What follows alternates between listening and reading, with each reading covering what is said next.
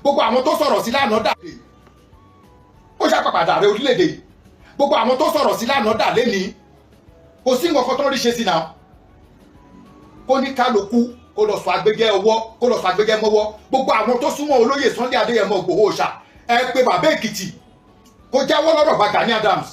kó wá program mi ṣe nǹkan pọ̀ lẹ́ Yorùbá tó yẹ kó mójútó olótú ìmọ̀ràn tèmi fún Sunday Adéyẹmọ Ìgbòho Òòṣà mi ò sọ pé mò ń pa blogging bàbá Èkìtì bọ̀ tó bá jẹ́ wípé n tó mọ̀ sí ni ó bẹ́tà kó correct látàsìkò yìí lọ kó rántí pé òun náà ṣe àwọn èèyàn kan káwọn tó ń blog kí ni kó rántí pé àwọn náà àwọn ti ṣe àwọn èèyàn kan lẹ́ Yorùbá tí ò yẹ kó tiẹ̀ dá sọ̀rọ̀ Yorùbá nation rárá tá a bá sọ pé a fẹ́ Yorùbá nation táwa mú àwọn kan ta sọ wọ́n lójú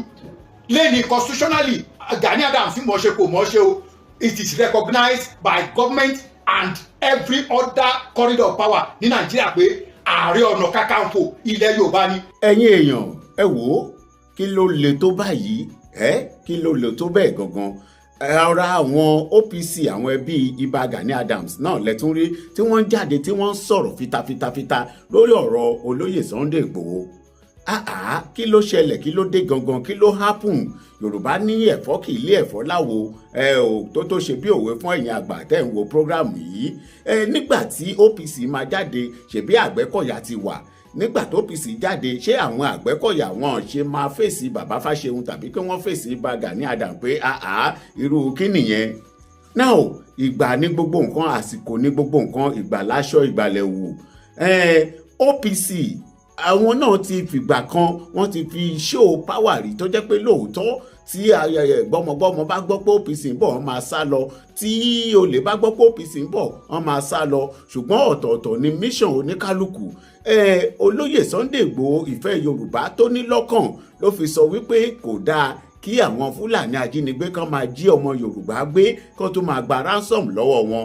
téèyàn bá wo ipò tó lóyè Sunday Ìgbòho wà bàbá Kọ́lá Olóòtú sọ̀rọ̀ kan lọ́jọ́ sí ó ní nígbà tí wọ́n gbẹ́sẹ̀ kúrò lórí owó olóyè Sunday Ìgbòho pé nínú àkáǹtì mọ́kànlá pé tí àwọn bá ní ẹyọ kan nínú owó tí olóyè Sunday Ìgbòho ní pé àwọn ò ní gbé Nàìjíríà mọ́ irú ẹni tó nírú owó báyìí tó ní kí náà pé resident permit ìyẹn ní Germany tí ọmọ àtìyàwó tó wà ń bẹ̀ tírú ẹni tó nírú owó báyìí tó sì wá wò pé òun fẹ́ máa wọnú igbó máa lé àwọn ajínigbé kiri ó yẹ kẹ́ mọ̀ pé ìfẹ́ Yorùbá ló wà lọ́kàn ẹni ìdọ́kàndọ́kàn ìyẹn olóyè Sunday Ìgbòho àti pàápàá jùlọ owó olóyè Sunday Ìgbòho ni olóyè Sunday Ìgbòho fi bẹ̀rẹ̀ kinní yìí ló fi ń ṣe Ìbà Gani Adams sì ń dúró pé kí ìjọba kí wọ́n support ẹ rí i pé ọ̀tọ̀ọ̀tọ̀ ni mission wọn. Anyway ẹ má jẹ́ kí n sọ̀rọ̀ jù ẹ jẹ́ kí n fi fídíò yìí lẹ̀ ká tún gbọ́ ọ̀rọ̀ látẹnu bàbá mi Gbàgede Ìmọ̀ TV tí wọ́n tún ṣàlàyé ọ̀rọ̀ yìí fún wa ní ẹ̀kúnrẹ́rẹ́ ẹ má gbàgbé tó bá jẹ́ gbà kọ́kọ́ rèé tẹ̀ ń wo fídíò lórí channel yìí ẹ bá mi kílìkì lé subscribe button tó wà nísàlẹ̀ yẹn ọwọ́ yín tẹ́ fi ń tẹ subscribe ẹ ò ní fi gbé ọmọ sin ẹ ò ní fi gba lẹ́tà ìbànújẹ́ ẹ ò ní fi roko lọ́gbà ẹ̀wọ̀n o. ẹ káàárọ̀ mo kí gbogbo ojú tó ń wò mí káàkiri ayé mo kí wa lọ́kùnrin lóbìnrin lọ́mọdé lágbà nínú ilé yìí mo kí wa pé a kú dédé àsìkò yìí àsìkò bójú ọjọ́ torí ẹ̀dẹ̀ òdòbí bó ló ti rí lọ́dọ̀ tí ẹ káàárọ̀ ẹ káàsọ̀ kúrò lẹ́ẹ̀kalẹ́ ọ̀rọ̀ tó ń lọ lè tó tẹ̀ wò lórí ìkànnì BGI TV bàbá Gbàgede Ìmọ̀ tẹlifíṣàn ìyẹn lórí YouTube tá a sì jẹ́ Gbàgede Ìmọ̀ TV lórí Facebook bákan náà BGI TV lórí TikTok. láàárọ̀ yìí ẹni fídíò ta fi wọlé ẹni tó sọ̀rọ̀ yẹn ó ní ààrẹ ìṣọ̀kan Oòduà bàbá tó sọ̀rọ̀ tẹ̀ wò yẹn òun ló jẹ́ ààrẹ ṣé ẹ rántí ìṣọ̀kan Oòduà nígbà yìí calling for Yorùbá nation ṣé ẹ rántí tí gbogbo wọn pa iṣẹ́ tí àwọn ìṣọ̀kan Oòduà pa ṣé ẹ rántí tuntun pa ńgbà náà. oníyàmílẹ́nu nǹkan tí bàbá yìí sọ ìyàmílẹ́nu rárá action bàbá yìí ní ìwọ́n bí tí fídíò yẹn ti ń bọ̀ o bọ̀tẹ́ tó sẹ́ǹdì ẹ̀ sí mi ìwọ̀nba tó sẹ́ǹdì nìyẹn wọ́n bí fídíò yẹn máa gùn jù bẹ́ẹ̀ lọ tó dẹ́ni tó interview bàbá yẹn kò lè jẹ́ wọ̀nba nǹkan tó interview ẹ̀ tó dẹ̀ yà sọ nìyẹn. nígbà tí mo rí fídíò yẹn ṣé èmi ti sọ lọ́pọ̀ ara mi pé ibi tí mo bá gà mí dé yìí olójú òun mi ò ní dá sọ̀rọ̀ ẹ̀ àtòun àtàwọn ọmọlẹ́yìn ẹ̀. bọ́n gbà ká wá rí àgbàlagbà tó ṣe láńgbáláńgbá tá a rí àgbàlagbà tó ń hùwà àgbàyà tá a rí àwọn tó yẹ kí wọ́n mú ìṣọ̀kan bá wa gẹ́gẹ́ bórúkọ ẹgbẹ́ wọn ṣe sọ ìṣọ̀kan ọmọ Oòduà. Àwọn tó yẹ kí wọ́n unite ilẹ̀ Yorùbá tó jẹ́ pé àwọn ni wọ́n gbèsè yẹn ẹni tó balẹ̀ Yorùbá jẹ́, tó jẹ́ pé àwọn ni wọ́n yọ ẹnu ṣùtì tí wọ́n fẹnu ṣùtì yẹn púpọ̀ láìṣẹ̀ láìrò tí Ìgbòho lẹ́sẹ̀. Ibi tẹ́nikẹ́ni bá lóhùn ti rí ibi tí Ìgbòho ti tàn kámẹ́rà báyìí tó jókòó tó sọ pé Gani Adams ó ṣe báyìí tí ó dá kó sọ bẹ́ẹ̀. Kò yẹ kí Ìgbòho bá Gani Adams ṣe mọ́ láyé àti OPC Gani, kò yẹ kí Ìgbòho bá wọn ní anything ṣe mọ́. Gbogbo ẹnu ni mo fi sọ kọ́ jáde kọ́ wá dìnnà yẹ kọ́ wá fi gbogbo tó ń gbàgbọ́ inú ẹ̀ búra pé àwọn ò mọ̀ ń pa bí wọ́n ṣe lọ invade ilé Ìgbòho 2021 kí Gani Adams jáde kó wá dìnnà yẹ. Despite that fact, Ìgbòho ò tún ní Gani bí ọ̀tá. Ìgbòho dé Gàdé ó bẹ̀rẹ̀ ṣẹ̀ tiẹ̀ jẹ́jẹ́ ni, kò ta sẹ́nikẹ́ni, kò ta sí tún Gani, kò bá Gani ní anything. Slandry statement bí ọ̀nà márùn-ún láti rí tí Gani Adams tó ń ṣe slandry fún Ìgbòho. Ìwọ kan náà ló ń pe ẹnìkan ló ń bá sọ̀rọ̀ lórí fóònù táàfìrí yẹn tú tó ń parọ́ ọmọ kó lè ní pàápàá ní olópamọ́ láìpẹ́ ìkéèsì yẹn wà lẹ̀ tí ò yẹ kí Ìgbòho bá ṣe anything mọ́, tí ò yẹ kí Ìgbòho bá ní anything papọ̀ mọ́ rárá. This àgbàyà tó sọ̀rọ̀ yìí, ààrẹ ìṣọ̀kan Oòduà tó sọ̀rọ̀, àgbàyà tó sọ̀rọ̀ yìí kò rí fídíò yẹn gbà yẹn. Bàbá tó sọ̀rọ̀ yóò rí gbogbo àwọn iṣẹ́ táwọn Dáúdà ń ṣe, Dáúdà bórabóra, gbogbo videos, attacking videos tí wọ́n ṣe fún Ìgbòho lórí social media. Bàbá yẹn ò rí, bàbá yẹn ò rí ohun tó rí oní tí bàbá Èkìtì ń ṣe. Wọ́n rò ojú ẹ̀fọ́ kò rébi náà ní tó bá rébi náà á àtàkì mi náà. Wọ́n sọ fún bàbá Èkìtì, wọ́n sọ fún tó panumọ́ fún what? Gbọ́ lórí owó Yorùbá ni wọ́n ní dàda ò lè jà, ó lábúrò tó bójú. Bí Ìgbòho kọ̀ tí ó sọ̀rọ̀ tó ṣe bí olúdù tó ṣe bí ipò ohun òrí wọn, kì í ṣe pé Ìgbòho gbọ́. Òyìnbó sọ pé the gentility of a tiger does not dictate its cowards. Yíyọ ẹkùn tó jókòó. Tẹ́lọ̀ Ìgbòho tó dorí kodò ohun tó ń wá ló ń ṣọ́ ni. Dáfídàsí táwọn ṣe yẹ kó kọ́ ni. Ìjà tí Yorùbá free ló kàn. That's why tí ò fi ráyè tiwọn. Àwọn tó dẹ̀ níṣẹ́ tó jẹ́ pé wọ́n fẹ́ lu báyé èèyàn jẹ́ kiri àwọn dúró fún àwọn lẹ́ni tí wọ́n ń ṣòṣì orí burúkú kiri orí social media yẹn. Show me just one video, just to one. Níbi tí Ìgbòho ti tàn kámẹ́rà báyìí tó ti ń sọ̀rọ̀ sí Gani Adams. Bó kọ̀ràn yẹn fídíò síbi tó ti ń pe Gani ní bàbá mi là ń rí. Ṣé Gani lè bí Ìgbòho? Years tí Gani fi ju Ìgbòho lọ ju 3, 4, 5 years. Ó pọ̀ ju 5 years. Sọ́mọ 5 years lè bímọ. Yes, Ìgbòho ò pé ní wọ́n bí Ìgbòho nù táfì ìjọ kan pé kí ló rí sí oyè Ààrẹ Ọ̀nà Kakanfò tí Gani Adams jẹ. Tó bá jẹ́ Gani ni mo mọ̀ pé Gani á sọ pé àwa tó yẹ kò yẹ Sunday. Ìgbòho ní ẹntádé yẹn ni wọ́n gbádé fún. Ó dùn mí pé mi mọ̀ pé máa sọ̀rọ̀ débẹ̀ bá ní kọ́ bá mi wá fídíò yẹn mbà play ẹ̀. Ìgbòho lẹ́ni tó yẹ tádé yẹn ni wọ́n gbádé fún. Bàbá mi ààrẹ tó yẹ láàrẹ náà ni wọ́n fi jẹ ààrẹ. Can you imagine? Tinútinú tẹ̀ ló fi sọ̀rọ̀. Ìgbòho ọmọ olówúdé àwọn sọ bó ṣe rí bí ọgbọ okun ẹ̀ ló máa fi sọ síta. Till now Ìgbòho rí ààrẹ bí ọ̀tá wọn pẹ̀lú gbogbo nǹkan tí àwọn ọmọ Gani ṣe fún Gani gan. A ní fídíò bí tí Gani ti jókòó tágbàlá Gabriel ti interview ẹ̀ tó against gbogbo nǹkan tí Ìgbòho ń ṣe. Kò ń ṣe fídíò ẹyọ kan, àárí 50 videos tí Gani fi ṣe tó ti ṣe láti fi pa ògo Ìgbòho. Ààrẹ ẹyọ kan tí Ìgbòho jáde tó wá sọ sí Gani. Ta ló yẹ ká blame? Tí bàbá tó sọ̀rọ̀ yìí ò bá ṣe bàbá àgbàyà, tí kì bá ṣe bàbá tó ń tọrọ ìbínú Ọlọ́run látọ̀dọ̀ Ọlọ́run, ìlú statement yìí ò yẹ kó bọ́ lẹ́nu bàbá yẹn. Kí Ìgbòho rántí àwọn tó ti ṣẹ̀fẹ̀ yìí, àwọn wo ló ṣẹ̀fẹ̀ yìí? Ẹgbẹ́ ẹ̀ṣẹ̀ wo ló ṣẹ̀? Bàbá ò sọ tó ń ka lára, bàbá ò ṣàṣírí tó ń dùn.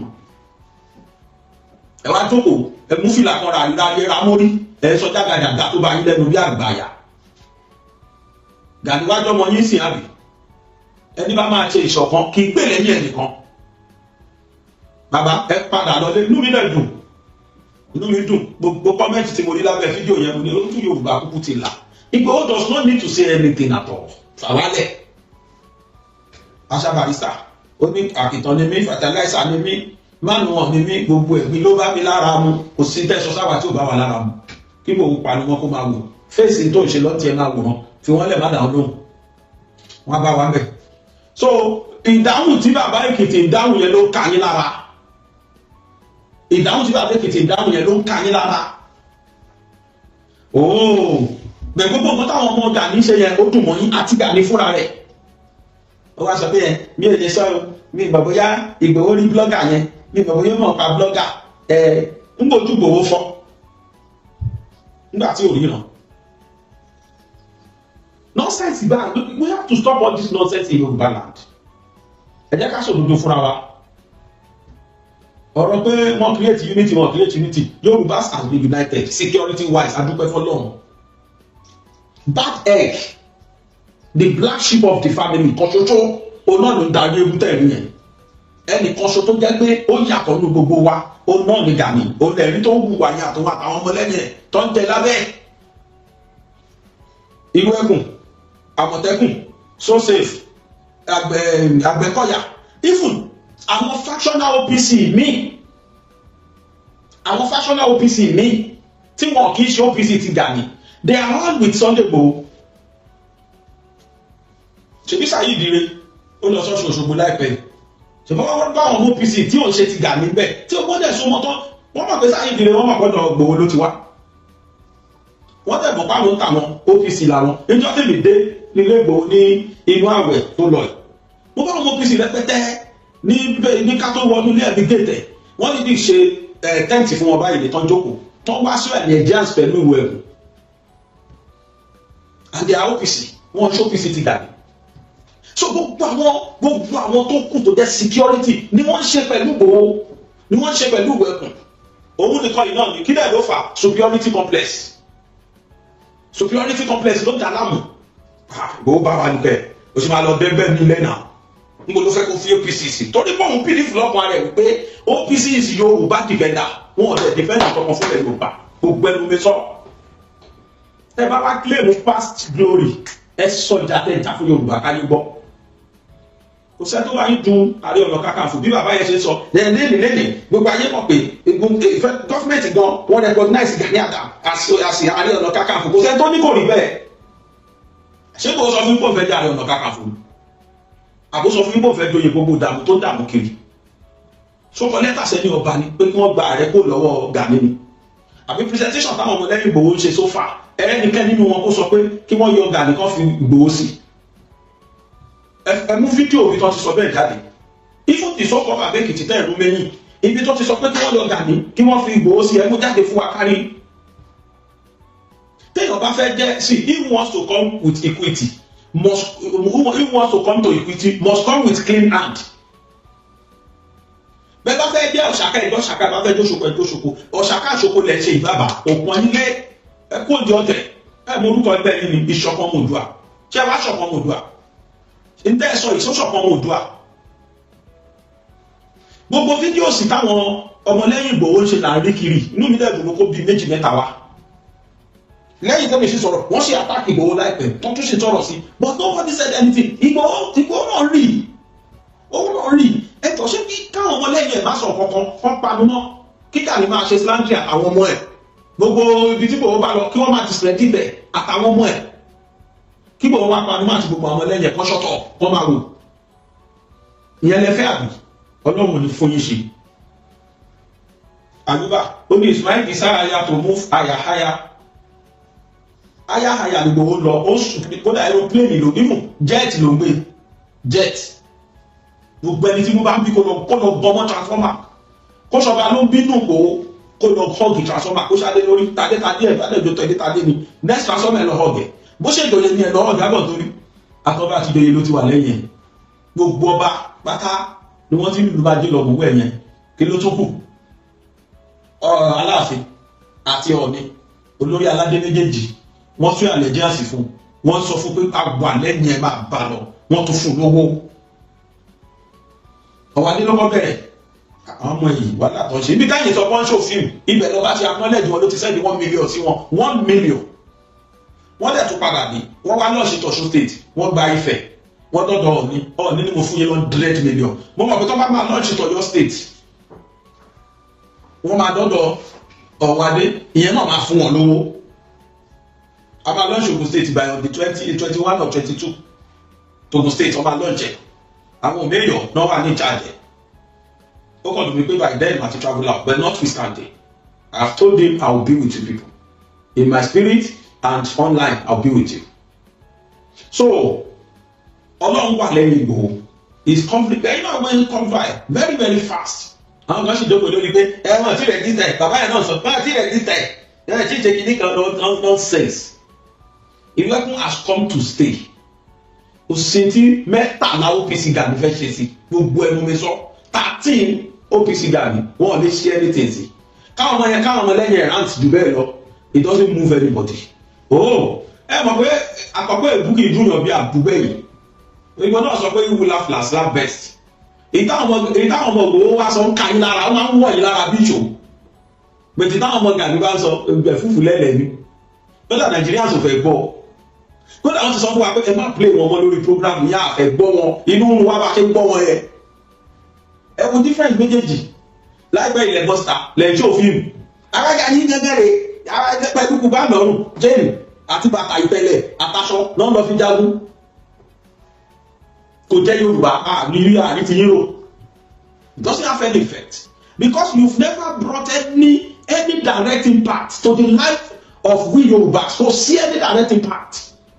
No success story látọ̀dọ̀ yín wá. Ní àná fídíò tí mo ṣe lánàá anywhere tí kò bá dé direct impact ẹ máa fi rẹ̀ ni anywhere ẹ máa wo gbàgbọ́n bá máa launch Ogun State ẹ bá wo ní wọ́n ṣẹlẹ̀ fáwọn Fúlàní yẹn tẹ bá ń lọ wá sáré kàbàkàbà gbogbo àwọn ajínigbé yẹn àfikún má gbọ́ pé kò wọ́n bọ̀ lógun State wọ́n máa gbére ni look at Kwara ìjọ ló ṣe lọ Kwara State náà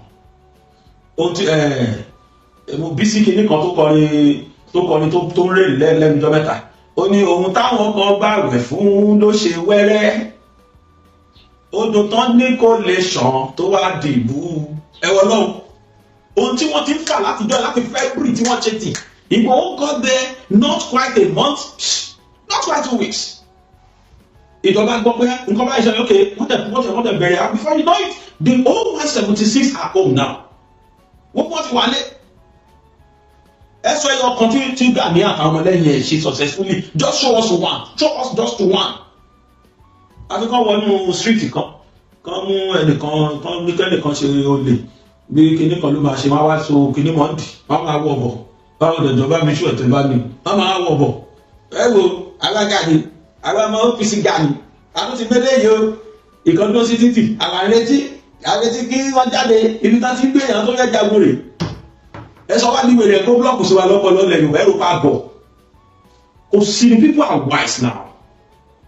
ìjọ tí mo ṣe fídíò yìí jọ Sátọ̀dé kódà mo rí ìyá tó sọ pé orí ìyá sọ pé bàbá àdédé mọ̀ átá ti pàpè lórí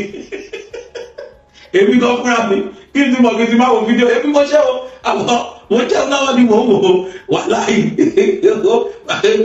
ráìsì máa mú mi yọ báyìí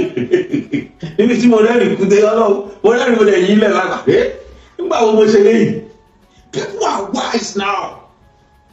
Bàbá tó sọ̀rọ̀ yẹn tiẹ̀ bẹ́ẹ̀ta ló fi sọ̀rọ̀ bí n fẹ́ túṣu lẹ́sàlẹ̀ kòkò ó tó ti ṣẹlẹ̀ láyé Yorùbá nation ni bàbá yẹn fi sọ̀rọ̀ ń sìn ọkùn kò sọ pé kí Ìgbòho lọ sit down tó ní pé bí tí Ìgbòho tún bá yọ yìí mystery ló jẹ́ fún gbogbo àwọn ọ̀tá ẹ̀ ẹ̀yin wá kí dúpọ̀ èmi tún lè sọ̀rọ̀ bíkú tó bá sọ̀rọ̀ sí wa wá jẹ́ tútù ni àárín òun àtàwọn ẹgbẹ́ tó parọ́ fún àwọn tí bá dry àárín wọn yẹn ló lè máa sọ̀rọ̀ ń sìn gbogbo ẹni tó fi gbàgbówó jẹ́ ọlọ́dẹ̀ máa vindicate Ìgbòho he remain the last man standing ẹ̀mọ́ tún táwọn ọ̀ṣọ̀pọ̀ odò àná pa ká má tùṣù dé sálẹ̀ kòkó tí bàbá yẹn bá fàájù máa wọ́ ń bí máa wá sọ bá àṣírí ìgbésí ayé wọn. bàbá ní bàbá bá jẹ́ Akíntóyè tó jókòó síbẹ̀ nẹ̀ Ọlọ́run ti ṣe bàbá tí láwọn ń bọ̀ lé padà sí láìpẹ́ bàbá máa bá wa torí mo ní Kóìkì tó lọ bá wọn tán ti lọ bá wọn sọ̀rọ̀ tán bàbá náà láwọn ń bọ̀ lé mo lè ní kọ́ńpìlẹ̀ fún wa tó bá yá táyè bá wà àní kọ́ńpìlẹ̀ ẹgbọ́rọ̀ lẹ́nu bàbá bá jẹ́ Akíntóyè bàbá yẹn dúró tán nígbà táwọn ọ̀jọ̀ kò du àjàgbẹ́ ẹ má jẹ́ ń sọ̀rọ̀ àwọn tí ó ṣẹ̀ fi máa wọ́n ń ṣẹ́nu pọ́nì tọ́rọ́bẹ̀ kì í ní nǹkan àgbà wọ́n á jáde wọ́n á fi kanra òfin tó ti ṣẹlẹ̀ ṣé Ìgbòho náà wọ́n yẹ ẹni tó ti ṣẹ̀ ṣé òun náà máa tó ti ṣẹ̀ sẹ́yìn àwọn ló ṣẹ̀ dáhùn bí ẹni tó ṣẹ̀ àwọn tó mọ̀ pé òun ṣẹ̀ ìgbà yẹn gbogbo wọn ló lọ àfihàn kọ̀ọ̀kan tó lọ bẹ̀ wọ́n ṣé ti yín Ìgbòho ṣẹ̀yìn rárá ẹ wá fi hatred sọ̀rọ̀ kí Ìgbòho pé bàbá Èkìtì fún kíni bí dàda ò lè jà ṣé kò dáàbò tó gbójú ni kì í dẹ́ ṣe pé Ìgbòho ò lè jà bó ti Ìgbòho gbọ́dọ̀ jà olórí ogun ni Ìgbòho lọ́wọ́lọ́wọ́ báyìí olórí ogun òun ni driver tó ń tu ọkọ̀ security ilẹ̀ Yorùbá lọ́wọ́ kò gbọ́dọ̀ bójú ẹ̀yìn side attraction làwọn Gani àtàwọn ọmọ ẹ̀ jẹ́ they are mere side attraction distractors ni wọ́n the big distractors they want to distract him he doesn't have time for them wọ́n fẹ́ attract bí kò láyé because the driver bá ti wo bí tó ń wo bí mọ́tò yẹn máa ní accident fàwa tó kó sẹ́yìn ilẹ̀ àwa tó kó sínú mọ́tò lẹ́yìn àwa pẹ̀lú ẹ̀ Ìgbòho any day anytime let any stupid man come out or stupid woman bí irú táwọn bàbá kan sọ̀rọ̀ ẹ̀ wọ́n lẹ̀ bàbá wa bẹ̀ ẹ wá sọ pé kán mú kán kí Ìgbòho pe bàbá Èkìtì for what náà for what pé gbogbo ṣìkà àwọn Gani ṣe yẹn ẹ legalize ẹ but illegal ni tí bàbá Èkìtì ṣe ẹ ṣe bẹ̀rẹ̀ Dáúdà abórabóra Mr. Karu White ojú bàbá tó sọ̀rọ̀ lójú ẹ̀fọ́ kò ní tú tí Dáúdà ń pa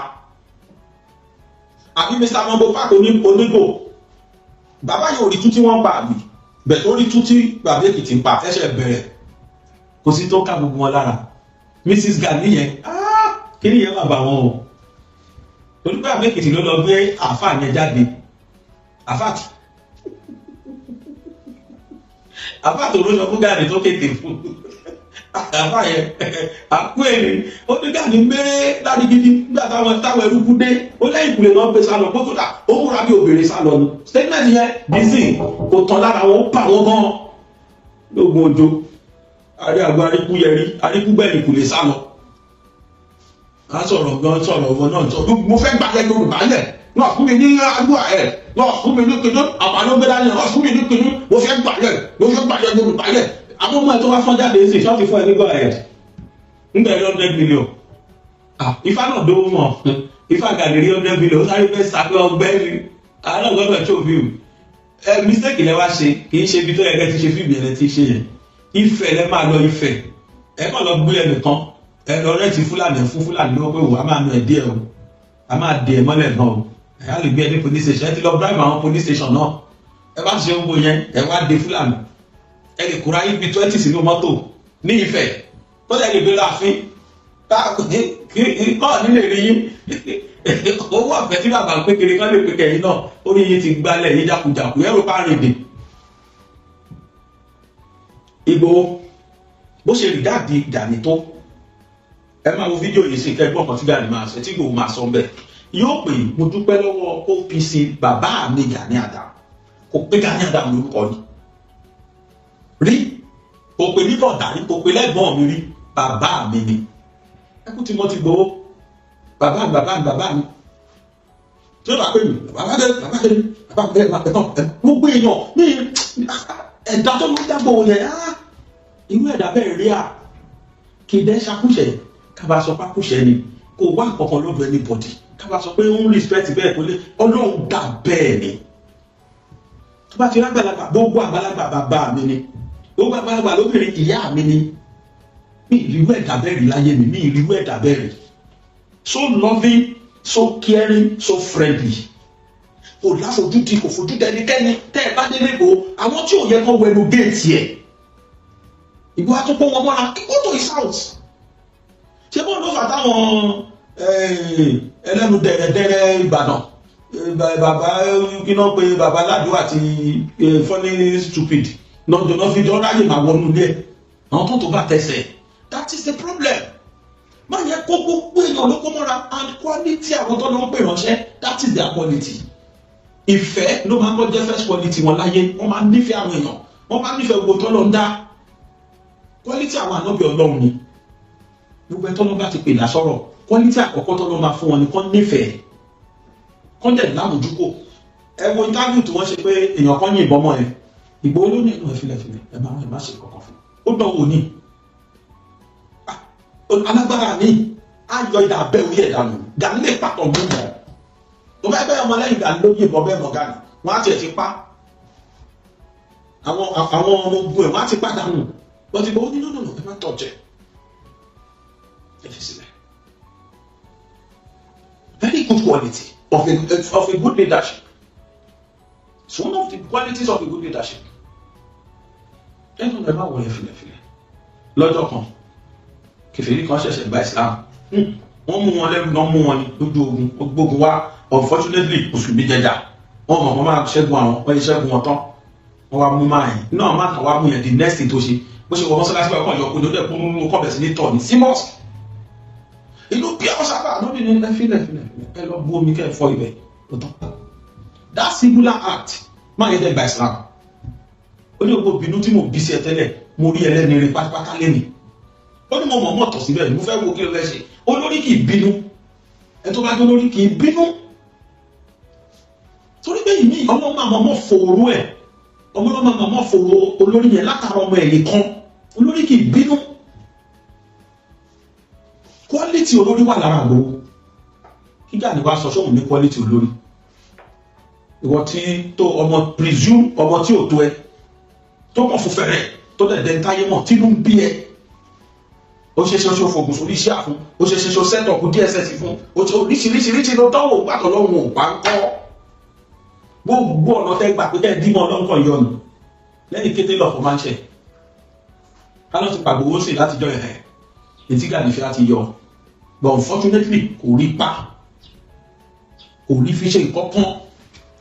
Ọkùnrin yẹn tó wá yọ, ó tún máa yọ, ó yọ in grand style. Ó tún wá yọ lọ́nà bòmí. Oríṣiríṣi ẹnu lẹ fi bàjẹ́, oríṣiríṣi ọ̀rọ̀ lẹ sọ. Dáúdà tí ẹ̀mí kí ló ṣubú tẹ̀ Mr. Carl White àti onígbò Mongo Park. Ó discredit gbogbo nǹkan tí gbogbo ń ṣe yẹn, ayé ò tún gbà á. Lára wọn bá wálẹ̀. Pẹ̀lú ẹ̀ náà, oríṣiríṣi là ń rí. Wọ́n tún ránṣẹ́ s'Àgbàlá Gabriel. Ìyẹn jókòó wọn jọ ń ṣọ̀tẹ̀. Wọ́n ṣe interview náà tàn kó tà. Ayé ò tún gbà á. Òun lè fry drone, òun lè máa lọ́jọ́gún, tóun máa record. Torí pé òun ṣe statistical non-ethical qualification of country òyìnbó yẹn lọ bí lẹ́gbẹ̀ẹ́ ní. Pẹ̀lú ẹ̀ náà, ayé ò gbà wọlé. Wọn popular wọn ta. Gbogbo tàdé máa rí after effect. Ó ní pé ń gbọ́ àwọn 100 million ti yọ. 101 million tó ti àwọn náà yà bẹ́stà. Gbogbo wọn fún mi ní lẹ́tà láti jọ yìí. Wọ́n fún mi láàfúfà, wọ́n yà gbé yẹn tì. Ẹ̀yin ọmọ. Kíní ti yọ owó ẹja wà ní ò bẹ̀rẹ̀ fíìmù tiwa wọ́n wá bẹ̀rẹ̀ fíìmù tiwọn. Bẹ̀ fíìmù tán máa bẹ̀rẹ̀ wọn kọ script dáadáa wọn kọ script kọ instead kí wọ́n lọ sọ́dọ̀ professional actors kán lọ ọdún Adékọ́lá kán lọ sọ́dọ̀ Fẹ́mi Adébáyọ̀ kán lọ sọ́dọ̀ Ibrahim Chatta kán lọ sọ́dọ̀ kí ni orúkọ ọkọ Tóyìn Àyímakù kán lọ ọ̀dọ̀ Fúnkẹ́ Akíndélé ẹ̀ bá kọ script yìí. Àwọn yẹn á kọ́ fún wọn perfectly make to believe wọn bá ṣe báyìí tẹ́ pé pilot shoot máa ní àwọn èèyàn àròpọ̀ bóyá ó rí ìrìn wọn ò mọ gbogbo ìyẹn ṣe gbà kán rẹ̀ dé àti náwó tó yẹ kán ṣe nìyẹn títí gbogbo bá rí tí wọ́n yà dẹ̀ dàbí kó náà rí ayé àkàn máa pariwo wọn ní àwọn OPC náà ti bẹ̀rẹ̀ o OPC Gani Adams ti bẹ̀rẹ̀ o tọ́ ní bá gbọ́ bá ọ̀nà àkàn ránṣẹ́ sí Gani Adams ní gbìyì òun náà kan fúláì ní gbá ló ti dé fẹ̀ ó dẹ̀ máa wọ mọ́tò ní tẹ́tọ́ láti máa tẹ̀lé àwa lọ wá sáàsì lọ tó máa kó ságbádá wọ́n lè mọ̀ pé ìmọ̀kúnjẹ́ tó bá débẹ̀ ẹsẹ̀ kó dọ̀bálẹ̀ ọmọ ló máa nà sọ́ọ̀ ni. Aláwọ̀ Ààrẹ Ọ̀nà Kakanfò òun ju gbogbo ọba lọ. That is his statement and that's why táwọn yóò fi rí gáàdì àṣeyàn. I'm too sure kò lè ẹ́fà tẹ̀fà láàfin máa náwó sí i. Kí ló fẹ́ lọ ṣe bẹ̀? Tó bá débẹ̀ máa lọ náwó sí wọn ni. Ó bá dẹ̀ tẹ̀ torí kí 100 million tòun náà lè yọ ni. Tó bá nà ń jókòó. Wọ́n máa sọ̀rọ̀ náà máa sọ̀rọ̀ gbéra ga lẹ́nu ní. Àyàn wa fún bàbá náà wá sọ pé ok fún olórí ológun tó tún dé yìí wá fún ẹ ní 1 billion yàtọ̀ fún ní 1 billion ní gbà ayápọ̀ pariwo ní bò ó pariwo yàtọ̀ padà ní títí gbà ẹni pé mi náà ti dá alága lábà akọ bàbá rí nígbà kejì láyà àkọlù bàbá kan dá alága rí 1 billion ti jókòó náà ẹ jọ serious. Bàbá tó sọ̀rọ̀ ẹ má ẹ stop ṣe bẹ́ẹ̀ o má sọ̀rọ̀ ẹ̀ mọ́ ẹ̀yẹ gbọ́ Gbòho bí Gbòho ṣe máa àdírẹ́sì Gani rè àti etí Gbòho ní lẹ́nu sí Gani ẹ̀yà pàmpilẹ̀. Mo dúpẹ́ lọ́wọ́ gbogbo ẹ̀yin ọmọ ẹgbẹ́ OPC mo dúpẹ́ lọ́wọ́ gbogbo ẹ̀yin OPC bàbá mi Fáṣẹ̀hùn mo dúpẹ́ lọ́wọ́ gbogbo ẹ̀yin OPC ààrẹ Gani Adams mo dúpẹ́ lọ́wọ́ everybody. wípé bàbá mi ní àtàwọn yẹn ó níbi tí ọba ti sí ẹrù ó ní mọ̀ bẹ̀rù mẹ́ o ó ní nínú yẹn ó ní ayé tó wáyé tó ọba ní àwọn tí ọmọ ọba kó wàhálà ó ní tètè débi tó lọ mo dúpẹ́ lọ́wọ́ àwọn tó nífẹ̀ẹ́ mi mo tún wá dúpẹ́ lọ́wọ́ àwọn tí ò nífẹ̀ẹ́ mi tí wọ́n ń rìn mí nígbà tí gbogbo lè tètè yá mo dúpẹ́ lọ́wọ́ gbogbo yín mo dúpẹ́ gidigidi gan pàápàá jùlọ àwọn tí wọ́n jẹ́ OPC níwọ̀n ẹ̀rà tí wọ́n dúró tì mí gbogbo ìgbà tó jẹ́ pé wọn ò jẹ́ kí ojú ó tì mí. Tẹ́tí gbọ́, mo dúpẹ́ lọ́wọ́ ààrẹ, he acknowledge him as ààrẹ. Mo dúpẹ́ lọ́wọ́ ààrẹ, kò kí ẹ̀ lórí gbogbo sáńtì tí bàbá yẹn ti ṣe fún, he doesn't care. Wọ́n máa dúpẹ́ lọ́wọ́ ilé kó dànù mi pé who is he? But no, Igbo will never do that. He doesn't commonize anybody. Kò fojú commonize èèyàn kó kàn sọ̀rọ̀ náà. Ó síbi tó ti sọ̀rọ̀ láyé. Ó máa acknowledge ààrẹ Gani Adams. Ẹ bá wa bí Gani kí ni ẹ̀ṣẹ̀ Ìgbòho sí? Ó máa kọ́lẹ̀ ti sọ̀rọ̀ ẹ̀ṣẹ̀ tí Ìgbòho ṣẹ̀. Mo sọ ní jẹta as I think bóyá àná dẹ̀ nígbà pinnu fídíò àná. Ó máa yẹn sọ pé nísìnyí tó ń wá lọ dáwọ̀ ẹ̀kún lẹ́sìn what becomes OPC ti Gani Adams? That is torí pé OPC Gani Adams ló lórí gbogbo security ilẹ̀ Yorùbá. Mo wo ọ̀rọ̀ yẹn títí pé ṣé nǹkan tó ṣẹlẹ̀ ni? No problem. Ṣùgbọ́n ewúrẹ́ ò sọ pé òun ò bá àgùntàn ṣe o. Àgùntàn ló sọ pé ìyàwó òbí dúdú. Yes. Àgùntàn ló ní ìyàwó òbí dúdú. Igboho ló mọ̀ bẹ́ẹ̀ when Igboho started he acknowledged everybody even the so-called Gani Adams. He went to his house lẹ́ẹ̀mẹ́ta ọ̀tọ̀ọ̀tọ̀. Àkọ́kọ́ ó lọ kí ẹlẹ́ẹ̀kejì ó ń lọ ni wọ́n set up fún lọ́dọ̀ Guru Maharaj. Ìgbà ẹ̀ lóye kí Yorùbá ti fura. We don't think so, we don't know. But èmi mọ̀, mo dẹ̀ sọ́jọ́ yẹn. Mo sọ fún Igboho pé Igboho ṣọ́ra nípa gẹ́gẹ́gẹ́gẹ́ lọ́dọ̀ Gani Adams tó lọ ẹ̀. I told him. Àwọn ayé láíláí, àwọn àdẹ́sẹ̀ báyìí, àwọn àmì òkè. Gbogbo ayé ló fún máa trust, ó máa fi inú wénú ni, ó máa fi inú wénú ni. Ìgbà wọn padà fún níwọ̀jẹ́ kọ́, ṣùgbọ́n o, Ọlọ́run ní nǹkan kan o. Ọlọ́run ẹlẹ́dàá tẹ̀ ń wò yẹn, ó ní kinní kan. Yorùbá ní kàkà kí ọmọ olóore jésì kòtò ìmọ́lẹ̀ àṣẹ kí n tọmọnàmọ́nà àṣìṣẹ́ mọ́lẹ̀ ọ̀lẹ̀mọ́nà àtàn àṣìṣẹ́ mọ́lẹ̀ ó lè ṣe ṣàrà tẹ́ni yẹn máa fi gbá kòtò lélẹ̀ olóṣèlẹ̀ sígbò mọ̀nàmọ́nà ojú ọ̀run ṣiṣẹ́ mọ́lẹ̀ fún àwọn tó ń pa kọ́lọ́ fọ̀mù kẹwọn ẹ̀tọ́ ń Ọlọ́run jẹ́ tọ́lùpá Ọlọ́run sọ pé n tó sì máa ṣe fún mi ṣì kù n tí mo fẹ́ lò ẹ̀ fún ṣì kù bẹ́ẹ̀ bá lóògùn lò lóògùn tó lóòjọ́ yẹn ta ló dé òṣìṣẹ́ kúnláhùn mọ̀mọ́ ní kálí mọ́lẹ́kì tó tí ìlú mọ́lẹ́kà mọ́ tàṣà kó rí bẹ́ẹ̀ Ọlọ́run lónìí kó má rí bẹ́ẹ̀ Ọlọ́run ni ìtọ́nà bá fẹ́ kó ṣẹlẹ̀ ló máa ṣẹlẹ̀ tí ó bá fẹ́ kó ṣẹlẹ̀ gbogbo ayé ò lè jó ṣẹlẹ̀ òun fún rẹ̀ máa sọ pé kíkú omi ń bẹ̀ ọ̀dọ̀ rẹ̀ Ọlọ́run ni òun tó nígbàgbọ́ pé Ọlọ́run ló wá di ọ̀rọ̀ that is God for you a preserve ẹ̀ nítorí pé a ṣe nílò ẹ tó ní ọ̀run ẹ tó ní ayé àtọ̀run ó bá wa preserve ẹ̀ torí pé ó ṣe ìwúlò fún lẹ́yìn bọ́lá ṣe máa ṣe nìyẹn o so ẹ bá sọ fún bàbá yẹn kí wọ́n stop ṣe bẹ́ẹ̀ màá wá play àwọn fídíòsì méjì kan léraléra ń sìn ẹ̀gbọ́n kan tí woman yẹn sọ mo tún fẹ́ tọrọ woman yẹn padà sọ tí bá fẹ́ ṣe ni màá lọ gbé díẹ̀ wà nínú àwọn nǹkan tí Dáúdà Faro White ti sọ sẹ́yìn lórí ọ̀rọ̀ Ìgbòho tó tún ṣe sọ ó sì sọ fún láìpẹ́ yìí bàbá yẹn ò rí àwọn yẹn bẹ́ẹ̀ tí bàbá Èkìtì nìkan lórí kò dẹ̀ sí tó jẹ́ kí wọ́n máa ran yín mọ́ bàbá Èkìtì ju pé ṣẹ́ẹ́rì kìíní àti Gani tí bàbá Èkìtì gbé jáde ẹ̀ disgrace tó fún wọn láyé yóò sì disgrace gan ló jẹ́ disgrace gan tó ló ṣe jẹ́ pé bàbá Èkìtì ni gbogbo wọn rí nọ́sà mo fi wọ́n tí rí táwọn kan ti tákù ẹ̀ ìjọ tó tákù ẹ̀ lọ tákù mi wọ́n ní pásítọ̀ tẹ̀ ló pé ẹ o ṣùgbọ́n ó ti dìdàkudà sí èmi tèmi wọ́n lè mi gbàgede kí ní kan kúrò wọn ṣẹ́ kí tó kọ̀ mí ẹlẹ́yà tí wọ́n wá bí wọ́n ṣe mò fi wọ́n ṣe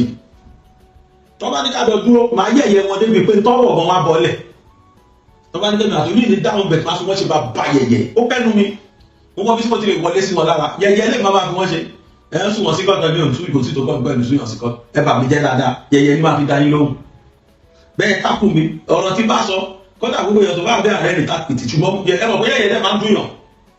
èmi máa fi ń ṣe yẹ̀yẹ́ ni Ọlọ́run bá mọ̀. So ẹ dúró lórí ọwọ́ bàbá Èkìtì tẹ dúró yẹn jẹ́jẹ́ bàbá Èkìtì náà ní kẹ́ fèsì ìyẹn mú mọ́ èsì tó fún wọn tó bá sọ pé Ọ̀yọ́ Mèsì Oǹdó Mèsì ní bàbá Èkìtì Èkìtì Mèsì ìyẹn wọ́n wọ́n fún wọn jẹ́ gan. Kò wá tọ́ sí anybody láti ṣọ̀kan ọmọ Oòduà láti máa sọ ohun tí bàbá yẹn sọ yẹn kò ṣe gbọ́ náà. I was shocked to my marrow gbà tí mo rí bàbá yẹn bàbá ṣọ̀kan ọmọ Oòduà kọ́ yìí ni president wọn lè ṣe àmà wọn rí pẹ̀lú tí bàbá yẹn sọ lẹ́nu kò ṣe gbọ́ torí àwọn tí wọn bá wa wo fídíò yìí láti bẹ̀rẹ̀ ẹ jẹ́ ká tó gbọ́ tí bàbá yẹn sọ lẹ́ẹ̀kan sí mo ń tẹnu mọ́ àwọn kan àwọn bá bẹ̀rẹ̀ fídíò yìí láti bẹ̀rẹ̀ ìbẹ̀rẹ̀ láti lo fídíò yẹn ẹ jẹ́ ká tó gbọ́ sìn kẹ́ ẹ̀ gbọ́ nǹkan tí bàbá yẹn sọ tí mo tó ń bí mi nínú tí mo sọ̀rọ̀ sí bá tó tún play. ó ṣàpàpàdà ààrẹ orílẹ̀-èdè gbogbo àwọn tó sọ̀rọ̀ sí lánàá dà lẹ́ni kò sí nǹkan kan tó rí ṣe sí náà kó ní kálukú kó lọ sọ agbẹ́gẹ́ ọwọ́ kó lọ sọ agbẹ́gẹ́ mọ́wọ́ gbogbo àwọn tó súnmọ́ olóyè Sunday Adéyẹmọ Ìgbòho Òòṣà ẹ pé bàbá Èkìtì kó jáwọ́ lọ́rọ̀ bá Gani Adams kó wá program mi ṣe nǹkan pọ̀ lẹ́ Yorùbá tó yẹ kó mójútó olótú ìmọ̀ràn tèmi fún Sunday Adéyẹmọ Ìgbòho Òòṣà mi ò sọ pé mò ń pa blogging bàbá Èkìtì bọ̀ tó bá jẹ́ wípé n tó mọ̀ sí ni ó bẹ́tà kó correct ẹ̀ látàsìkò yìí lọ kó rántí pé òun náà ṣe àwọn èèyàn kan káwọn tó ń blog kí ni kó rántí pé àwọn náà àwọn ti ṣe àwọn èèyàn kan lẹ́ Yorùbá tí ò yẹ kó tiẹ̀ dá sọ̀rọ̀ Yorùbá nation rárá tá a bá sọ pé a fẹ́ Yorùbá nation tá a wá mú àwọn kan tá a sọ wọn lójú lẹ́yìn constitutionally Gani Adams mọ̀ ṣe kò mọ̀ ṣe o it is recognized by government and every other corridor of power ní Nàìjíríà pé Ààrẹ Ọ̀nà Kakanfò ilẹ̀ Yorùbá ni. bí tó bá yẹ ká ti bá ọgbọ́n tá a bá a gọ̀ níbẹ̀ ó máa ń yààyàn lẹ́nu gan. bàbá tó sọ̀rọ̀ yìí abẹ́ ẹsẹ̀ àtẹlẹsẹ̀ lọ́pọlọ ẹ̀ wà ó ti tẹ ọpọlọ ẹ̀ mọ́lẹ̀ gan tipẹ́tipẹ́ gan. ẹ̀wé tírẹ̀dì tí bàbá yẹn fi sọ̀rọ̀ kó rántí pé òun náà ti ṣe àwọn kan nígbà Yorùbá nation bí ẹ o torí pé wọ́n àtúnlẹ̀ fi bàbá Bánjí Akíntóyè gbogbo àbòsí káwọn eléyìí ṣe Yorùbá gẹ̀ẹ́tì wọ́n mú Ọlọ́run ọwọ́ wọ́n bínú kúrò ayé ò gbà tí wọ́n máa yóò rí wọn mọ́ hatred ìmọ̀ tó ṣẹlẹ̀ nígbà Yorùbá nation ó ní bàbá yìí fi sọ ọ̀rọ̀ tó ń sọ yìí hatred ẹ ti ní hatred yẹn lára ẹ ti ní pé kò gbà ti gbòó rárá pẹ̀lú nǹkan tó ń sọ yìí ẹ sà for your information ojú Ìgbòho ò fọ́ Ìgbòho rí tú tí bàbá Èkìtì ń pa bóyá ẹ mọ̀ mo ti rí ìfọ́ọ̀mù yìí bọ̀kọ̀ sí tí Ìgbòho fẹ́ sọ Ìgbòho lè pa anybody wa láṣẹ pé ẹ stop ẹ̀ rírà mi gbọ́ ni àfi táwọn ọmọ Gani tó bá stop gbogbo nọ́sẹ̀nsì tó ń ṣe bó ṣe ń slander Ìgbòho bó ṣe ń discredit ẹ̀ àbọ̀ nítorí do we even need to drag anything with these idiot people Yorùbá ní má dá wèrè lóhùn torí pé ó máa lé fáwọn èèyàn láti dá wèrè mọ́ láàrin yín má dá wèrè lóhùn o gbogbo jákèjádé tó ń ṣe we don't need it tí bàbá Yorùbá kí wá ṣe nípa ṣẹ́ èèyàn bàbá Èkìtì lórí bẹ́ẹ̀ kò rí Dáúdà búrabúra bàbá yóò rí bàbá Èkìtì ni bàbá yẹn rí bàbá yóò rí Mọ́ńbó park oníbo wẹ́dà ifá máa yẹn gan ló kọ́kọ́ bẹ̀rẹ̀ gbàrà dé wọ́n ti dàgbé tí Ìgbòho ti lọ sí kínápè tó ti lọ sí Ìgàngán tó ti lọ sí Ìgbòho next thing mo kàn ló níbo Mọ́ńbó park yẹn tó jáde straight wọ́n ti kọ́kọ́ ṣe oríṣiríṣi àsọ fún ipò lóṣèlú ni àníkà àsọ fún ipé Tinubu ló tẹ̀lé àsọ fún ipé Tinubu ló sponsor ẹ̀ àti sọ̀rọ̀ gbogbo gbà ẹ̀ but as soon as tí wọ́n rí pé wọ́n approve wẹ́kùn Ìgbòho announce ẹ̀ ó tún wá kéde ó tún wá lọ sí Ìgbòho oníbo Mọ́ńbó park lọ́kọ́ ti síwájú kárí mo orúkọ ẹ̀ ní máa dárúkọ ẹ̀ mú orúkọ ẹ̀ bí ìbẹ̀rù yìí o oníbo Mọ́ńbó park yẹn ló kọ́ bẹ̀rẹ̀ ó sọ panápaná ọ̀rọ̀ ọjọ́ yẹn èmi kí ní ìdẹ́ ìlú òtì followed by Dáúdà akọ̀dẹ̀ láwọn sọ̀ngbè ìkọjáde oní fúláàgì mẹ́ta àwọn ìyá òun mẹ́ta ogun àwọn páànù tán kólé àfihàn tó jẹ́ táwọn búlábúlà bá débẹ̀ wọ́n á yọ lọ ni ó láwọn lògùn ọ̀nà máa pa ti ẹ̀nà máa pa fámílì àwọn láìṣe Sunday Igboho àwọn ìyá òun mẹ́ta fúláàgì rẹ́ẹ̀dì fúláàgì white àti green àbí yellow kan ni ó sọ fún àwọn fúláàgì ní àwọn ìyá òun mẹ́ta nìyẹn oríṣiríṣi bàbá ní ojú ẹ̀fọ́ ń gbà yẹn bàbá tó sọ̀rọ̀ ojú ẹ̀fọ́ kò ríran pé Ìgbòho náà bá wí gbogbo táìmù yẹn oríṣiríṣi àwọn ẹlòmíì tí òun jẹjẹ gan pàápàá bọ́sítà sọ̀rọ̀ sí Ìgbòho bó ṣe wù àwọn tí wọ́n tó tí wọ́n bá ra bàtà ẹsẹ̀ Ìgbòho wọn ò lè ra àwọn ní ìlàjì pé wọ́n fẹ́ tàwọn lókè bí àṣeyàn wọn ò lè ra àwọn nílàjì ìlàjì yẹn kọ́ máa tẹ́sẹ̀ bàtà gbowó pé bàtẹ́sẹ̀ tí gbowó bọ́lẹ̀ rẹ o ta ló fẹ́ rà o tọ́ bá ra 10 naira wọ́n wọ̀ nira wọn ju 2 naira lọ inú ọ̀yẹ́ náà bọ́ ta ń sọ̀rọ̀ sí gbowó torí oúnjẹ tí Gani fún wọn jẹ bàbá tó sọ̀rọ̀ tó ṣe paṣẹ àyè bàbá yẹn ò ríran gbà yójú ẹ̀ fọ́kòrí ìtí bàbá Èkìtì ẹyọ kan wá sọ lórí. Even when Gani Adams himself sat down and was talking rubbish saying rubbish bàbá yẹn ò rí gbà yẹn bàbá yẹn ò lè sọ pé Gani Adams rárá fìgbò ó lẹ̀dẹ̀ kó máa ṣó fíìmù títẹ̀ má dá sí kò rí gbà yẹn but ó rí gbà tí bàbá Èkìtì sọ̀rọ̀ ó dẹ̀ mọ̀ pé bó o ti ṣe àwọn kan you are stupid sir mo tún fi sáà sí mo lo feminism fún yín you are very very stupid ẹ jáde kẹdà mi lóhùn I don't care I don't give fuck I don't care about whatever you are mi fẹ́ mọ̀ ẹ mọ̀ tẹ́ fojú àwọn bàbá bá já kí tó yẹ yìí Ọlọ́run ló mú gbogbo yín Ọlọ́run ló fi wọ́n jẹ́rí yín kí ló dé irú bínú wo ló tó yẹ ẹgbẹ́ kan tí wọ́n máa sọ lórí Ìgbòho àti wẹ́kùn. ó lọ tèmi ní Abọ́láṣadé Akínọlá local government ayọ̀dẹ̀ lógún lábẹ́ bàbá wa Ìbà Abíọ́dún Ìgè Adams ibi tí Ààrẹ Ọ̀nà Kakanfò lórúkọ ọbẹ̀ lábẹ́ ọ̀gá mi kan mẹ́ Mojeed Ayọ̀adé Bauchi continuity mo kí gbogbo ẹ̀rọ ọmọ káàárọ̀ oòjíire nílẹ̀ Yorùbá mo wá láàárọ̀ yìí láti wá sọ̀rọ̀ lórí rúkèrúdò tó ń lọ nígboro àti lórí social media lórí bàbá wa Ìbà Abíọ́dún Ìgè Adams ibi tí Ààrẹ Ọ̀nà Kakanfò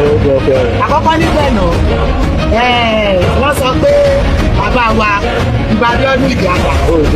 wọ́n ní ààrẹ wo ni wọ́n jẹ nínú ẹni tí ẹ ń sọ̀rọ̀ yìí èèyàn mélòó nínú ìran yín ló ti jagun rí tí ẹ fi sọ̀rọ̀ sí bàbá wa pé kí wọ́n wọgbó lọ ààrẹ ilẹ̀ Yorùbá ò tún wọgbó ogun náà máa lọ ń gà ẹ lè fi pàwé ẹ pọ̀ Sunday Igboho yàtọ̀ sí bàbá wa Ìbà Abíọ́dún Ìgè Adams bí a bá kà ní méjì mẹ́ta.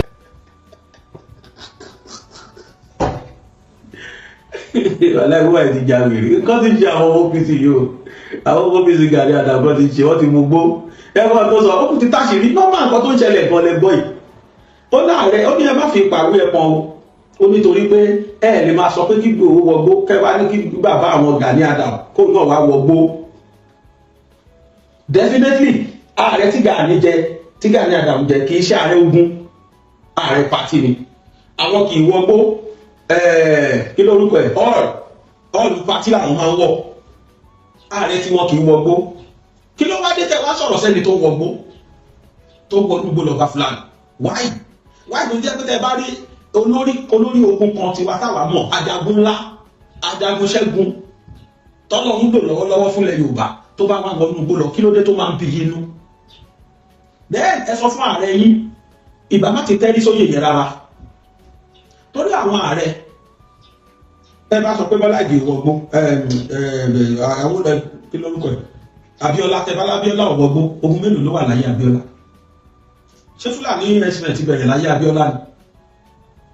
kò sí ogun tó wà láyé Abíọ́lá jàkú ni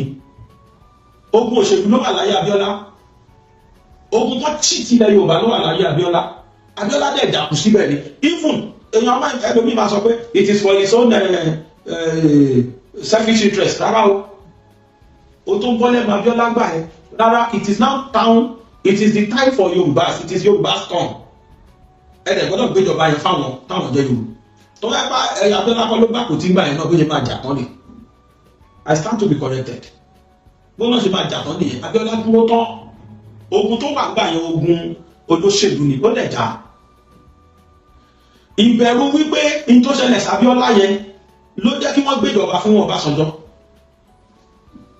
Abíọ́lá ló jìyà Ọbásanjọ́ ló wá dọ̀rọ̀ ẹ̀ and I stand to be corrected too so ààrẹ ti yígbà tó mọ̀ pé òun òkùnkùn ní jẹ òun ò lè wọgbó ìbá má ti jọba ìbá má ti jẹ ààrẹ tó jẹ ìbá má ti jẹ Ọlọ́run ti sọ pé ó ní ti ẹ̀yìn lógún ti ṣẹlẹ̀ sí Nàìjíríà ó yà ìta gbọ́ngbọ̀n tán báwọn ààrẹ máa ń ṣe ọ̀nà pèsè ó dẹ̀ láwọn agbára kan tó máa gbé fún tó jẹ́ tilẹ̀ Yorùbá ní ìgbà tó fi jẹ ààrẹ yẹn where is the power kí ló ń ṣe kí ló fi ṣe lọ pàtí kiri tó bá pè wọ́n sí ọ̀lù ààrẹ tí wọ́n lè lọ bọ̀tógun bá ṣẹlẹ̀ nínú igbó ààrẹ ò lè lọ́bẹ̀ bàbá mi pé ìwúmọ̀ ẹ lọ. Ìgbòho yàtọ̀ sí bàbá wa Akínbá Abíọ́dún Ìgè Adams. Bí a bá kà á ní méjì mẹ́ta nínú ogun tí bàbá wa ti jà, tá a bá kà á, a máa rí 5 mẹ́fà méjì. Mélòó ni Sunday Igboho ti jà? Bí ọdún méjì sísìn tí wọ́n bọ̀rọ̀ Yorùbá nation. Ẹ̀gbọ́n tí ìyá ìwúmọ̀ ẹ sọ, wọ́n máa ń ṣe kinní kan tí ò tí ì yé mi. Wọ́n máa ń kílèmù pé ogun tí bàbá àwọn ti jà sẹ́yìn yẹn ga ni, ó ti tó 6 mẹ́wàá, ó tó 20, níbo lógun yẹn wà, ogun wúwo, ogun múgbámúgbá ni àbógun jágun ni. Ogun wo ni, níbo ni wọ́n ti jagun yẹn, ìlú wo? Ṣógun 419 tí wọ́n torí àrẹ́sì ẹ̀ láyé Ọbásanjọ́ wọ́n ká kọ́ọ̀fù sí lọ́wọ́, ṣé torí ọmọ Yorùbá ló ti ká kọ́ọ̀fù sí lọ́wọ́ ni? Bẹ́ẹ̀ wọ́n lé pé ogun olù torí ọmọ Yorùbá ni. Buhari administration lè sọ fún àwọn bá gbòòrò omi tó ti ń jalè, wọ́n lè láwọn bá gbòòrò omi tó ti lọ fọ́lé, wọ́n lè láwọn bá gbòòrò omi tó ti kidnap àwọn èèyàn, bẹ́ẹ̀ wọ́n bá gbòòrò níbi tó ti sọ pé enough is enough, ẹ jẹ́ kidnap àwọn èèyàn wa mọ́, and that was the crime the man committed, and that is why tí Yorùbá torí ẹ̀ pé fi débẹ̀ sí tíjọba yẹn fi scrutinize kí ni tó ṣẹlẹ̀ kéèsì wo ni wọ́n gbé court of law láyé Fúlàní wọ́n dágbòho láre wọ́n tó sọ pé kí ìjọba tó lọ san fine torí ẹ̀ chance ẹ̀ ní kò lẹ́sẹ̀ lọ́dọ̀ àwọn court of law láyé Fúlàní kábà sọ pé Yorùbá ló influence court dájọ́ pé afri Ìgbòho yìí nírọ̀lẹ́ gbogbo tẹ́ gbé wáyé ẹ̀ ní claim kò sí fact láti back it up the man has committed no crime ẹ lọ san 20 billion naira fún owó damages ìjọba Buhari ò dáhùn títí instead of that wọ́n tún wé john tẹ̀ wọ́n tún wá lọ bẹ̀nẹ̀ wọ́n fẹ́ gbé níta náà bá kó àwọn àmì oríṣiríṣi àwọn security oríṣiríṣi ni wọ́n kó gbogbo bẹ́ẹ̀ ní wíwẹ̀ tó bá ti lọ káwọn military máa tẹ̀lé ẹ káwọn security máa tẹ̀lé ẹ mo gbàgbé orúkọ tó máa ń pè gbogbo ní bẹ̀nẹ̀ personnel àbí personnel gbogbo tí mo sọ yìí mo gbọ́dọ̀ lẹ́sì lẹ́nu kíní ni o kì í ṣe gbòó kábà sọ pé pọ́n rẹ̀ lè lẹ́nu kó ìkì tọ́jú ọdún láìfù ní bẹ́ẹ̀ bóyá personnel àbí bóyá personnel náà ni gbogbo tútọ́ mọ̀ ló lè panigbò ó panu ní bẹ́ẹ̀ nígbà báwọn ọmọ Gani máa gbé fún wa wọ́n ló wà last arrest kò tó lé níwẹ̀ kò tó jáde oríṣiríṣi discredit wọ́n ti ń chọ́ta Ìgbòho ti pẹ́ gan láti 2021 yìí náà ti já gbọ́ràn ó tún wá ń yọ wálé wọ́n tún pọ́sítà again wọ́n tún bẹ̀rẹ̀ sí ní sọ̀rọ̀ ẹ̀ láìda àwọn ọmọ Gani ti balẹ̀ jẹ́ gan o tẹ́ bá máa sọ fáwọn ẹ̀wá ní ṣé wọ́n yẹ ogun tí bàbá ti ń ti dà ogun wo show us the proof ẹ sọ bí tógun yẹn wà ẹ sọ bí tẹ́ ti jà ṣógun Biafra lẹ́jà ni bàbá yín ṣíwájú ogun múgbámúgbá ni bàbá yín ṣíwájú àbógun Jálumi ló bá wọn participate àbógun ogun kí ni ogun kí ló jà pẹ̀lú àwọn wo ta ló fèsì gbà yẹn Yorùbá versus àwọn wo continue. Bí ọdún méjì sísìn tí wọ́n bọ̀rọ̀ Yorùbá nation Sunday Igboho fi Yorùbá nation pa owó nígbà tó wọ̀ sí lọ́rùn ó dẹni tó sá lọ kò tí ì ṣẹ̀wọ̀n tó fi sunkún bí ọmọ. Bàbá Ìṣọ̀kan Oòduà ẹ̀sà ẹ̀ mo fi yẹ́n ti gbọ́ ọ́n tọ́jú ìmọ̀ náà máa fi pa wíwá ìgbé ìdíṣèpè yẹn máa wò bí ó dẹ̀ kúkú mọ́ ó sì máa jáàmù mọ́tò bí mọ́tò dẹ̀ ló máa jáàmù ẹ̀ máṣẹ̀ lẹ́nu méjì. Sunday fi Yorùbá nation kòwó ló ṣe sá lọ kì í ṣe ilé sẹ́tọ̀pù fún tó fi pọ̀ lù. Jẹ́ ti bọ́ báyìí ó ní pé ọdún méjì sẹ́yìn that is 2021 wọ́n fi Sunday fi Yorùbá nation kó owó ó fi pawó owó ìgbésẹ̀ yẹn ti wá wọ̀ lọ́rùn ó wá sá lọ. Àwọn wo ni wọ́n máa yọ kó wọn àdírẹ́sì náà àwọn wo ló rò pé òun bá wí ṣe àwọn èèyàn ní àbáwọn bí ṣáwọn tọrọ ṣojú ẹ ni wọ́n bá wí ni àbí àwọn ètòbìnrin sọ ẹ tó bá jẹ́ kó bí alẹ ṣépè fún òun èpè yẹn á mọ o àbí kí Lady K láti Canada kó jẹ́ kó wá ṣe èpè fún òun èpè yẹn á mọ o tó torí pé jẹ gbèsè làwọn DSS ṣe wá sílẹ̀ torí pé kò kówó jẹ bàbá bí ẹ lọ. Ojú bàbá wa Abíọ́dún Ìgè Adams lórí Sunday Igboho nígbà yẹn náà àti àwọn ọmọ ẹgbẹ́ ìyẹn tó fi sunkún bí ọmọ òkókó. Àmọ́ ìgbìyànjú bàbá wa Abíọ́dún Ìgè Adams lórí Sunday Igboho nígbà yẹn náà àti àwọn ọmọ ẹgbẹ́ ìyẹn lọ bẹ́ẹ̀. Àìmọye ẹgbẹ́ tó wà nílẹ̀ Yorùbá yìí ó jẹ́ ẹgbẹ́ ìjàngbara. Bàbá wa Abíọ́dún Ìgè Adams àwọn olórí gbogbo wọn. Jẹ́ kí n sọ pé wọ́n ní Sunday Igboho dá dá ìlú ẹkùn sílẹ̀ kí wàá ní ká pe bàbá wa Abíọ́dún Ìgè Àdàmú wọ́n ẹkùn ní bàbá wa mélòó lẹ ìlú ẹkùn lára ẹkùn mélòó lára ìlú ẹkùn lára ẹkùn tí wọ́n bá kó wa jọ láwọn ọmọ ẹgbẹ́ tí bàbá wa Ààrẹ Ọ̀nà Kakanfò ní mélòó ni Sunday Igboho ní mo lè fi gbogbo ẹnu sọ pé sọ́kà ní Sunday Igboho lè dúró fún lórí ìlú ẹkùn rẹ̀ kò lè wọ gbogbo ìgboro Ìbàdàn tàbí wá sí iye kọ́ńtì tí bàbá wa Abíọ́dún Ìgè Àdàmú ìfìtí Ààrẹ Ọ̀nà Kakanfò ó ti ní ẹgbẹ́ OPC yìí sí Oòduà People Congress 99 country ní 99 country ìyẹn kọ́kọ́ dúró fi kún nínú ẹ̀ láti rí OPU tí wọ́n wá láti ìlú òyìnbó ṣé ó pọ́síbù kéèyàn wà lójú ogun kó wá gbé fóònù ó lóun fídíò for example sí èmi náà ṣe fídíò gbogbo yín wò ó nínú gbọ́kàn ní bí náà o tẹ́mi náà sọ pé mo wá jagun ní máa fídíò èèyàn lè wà lójú ogun kó ráyè àti máa fídíò Sunday Igboho wà jáde ọ̀pọ̀lọpọ̀ ìṣeyọrí tí àwọn ènìyàn ṣe kó lè fi boost nígbà tí Sunday Igboho máa padà wọ Nàìjíríà níjọ́ tí